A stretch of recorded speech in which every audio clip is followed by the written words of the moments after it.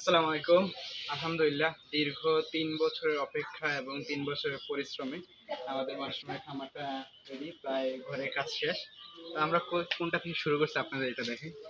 এই যেটা ছোট্ট একটা ঘর দেখতেছেন, দোতলা একটা ছোট্ট একটা ঘর। এই ঘরটা থেকেই প্রথম ২০২৩ সালে শুরু করছি আমরা মাশরুম চাষ।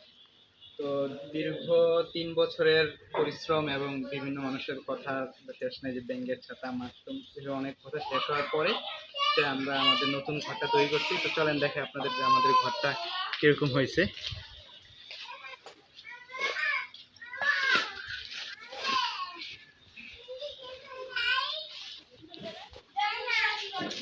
এটা হচ্ছে আমাদের মাশরুমের প্রকল্প থেকে, মাশরুম ইনস্টিটিউট থেকে সরকারিভাবে আমার ঘরটা করে দিয়েছে। তো আমি ২০২৫ সালের নভেম্বর একটা সরকারি ট্রেনিং করছিলাম মাশরুমে, সাভারে যে 10 দিন ব্যাপী ট্রেনিং। ওই ট্রেনিংয়ের পরে সরকার থেকে আমাকে এই প্রকল্পটা দেওয়া হয়েছে। এইটার সাথে আরও কিছু মালামাল দেওয়া হয়েছে, এটা অন্যদিন আরেকটা ভিডিওতে আপনাদের দেখাবো। তো আমাদের ঘরটা টোটাল তৈরি করতে প্রায় ২,১১,০০০ টাকা খরচ হয়েছে। তো কোন জায়গায় খরচ হয়েছে সেটা আমি আরেকদিন একটা লং ভিডিও করে আপনাদের দেখিয়ে দেবো যে আমাদের মোট কোন জায়গায় কি খরচ হয়েছে। তো আমাদের এই ঘরের সাইজটা হচ্ছে, লম্বায় হচ্ছে 44 ফিট, যে লম্বাটা দেখতেছেন এটা 44 ফিট, আর চওড়ায় হচ্ছে 12 ফিট। আর উপরে হচ্ছে উচ্চতা দিয়েছিল আমরা 8 ফিট, হইলো আপনার চাল পর্যন্ত। আর চাল সহ আছে 13 ফিট, মানে একদম উপরে, উপরটা সহ হচ্ছে আছে 13 ফিট, মানে টোটাল উপর পর্যন্ত। কারণ আমি একটু বেশি উচ্চতা দিছি, কারণ বেশি উচ্চতা দিলে কি হয়, ভিতরে আমি যখন ঘরটার ভিতরে আছি, যে টিন, উপরে টিন আপনারা দেখতেছেন, টিনের যে গরমটা আছে এই গরমটা কি নিচে পর্যন্ত আসে না।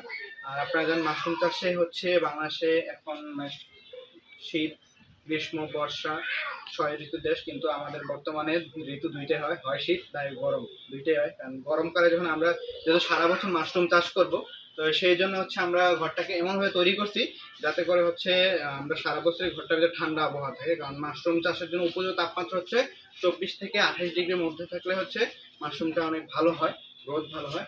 আর আমরা যে সাইডে দেখতেছেন, সাইডগুলো আমরা খোলা আছে, কিন্তু এগুলো খোলা রাখা যাবে না।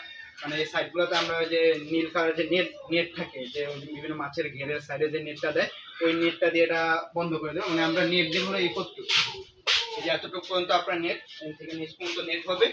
আর উপরে যে ফাঁকা দেখতেছেন 2 ফুটের ফাঁকা আছে, ওইটা হচ্ছে ভেন্টিলেশন, যে যে বাতাসটা চলাচল করতে পারে। কারণ মাশরুমের জন্য বাতাস চলাচলটা খুবই গুরুত্বপূর্ণ এবং আর্দ্রতাটা মেনটেন করা যায়।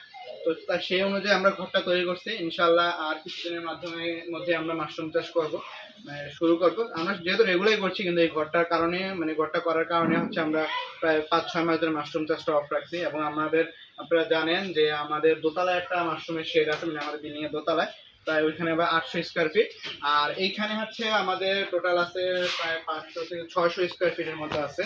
তো আলহামদুলিল্লাহ এই দুইটা মিলে আমাদের মিনিমাম এখন আছে প্রায় 1500 স্কোয়ার ফিটের একটা খামার আছে আমাদের, যেটা আল্লাহ পাকের অশেষ রহমতে এবং দীর্ঘ 3 বছরের পরিশ্রমে আমরা এটা অর্জন করতে পারছি।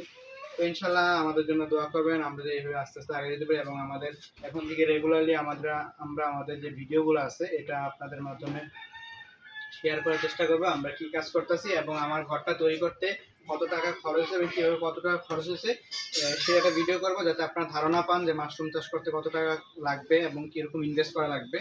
তো আমার জন্য দোয়া করবেন সবাই। আজকে এই পর্যন্তই। আসসালামু আলাইকুম।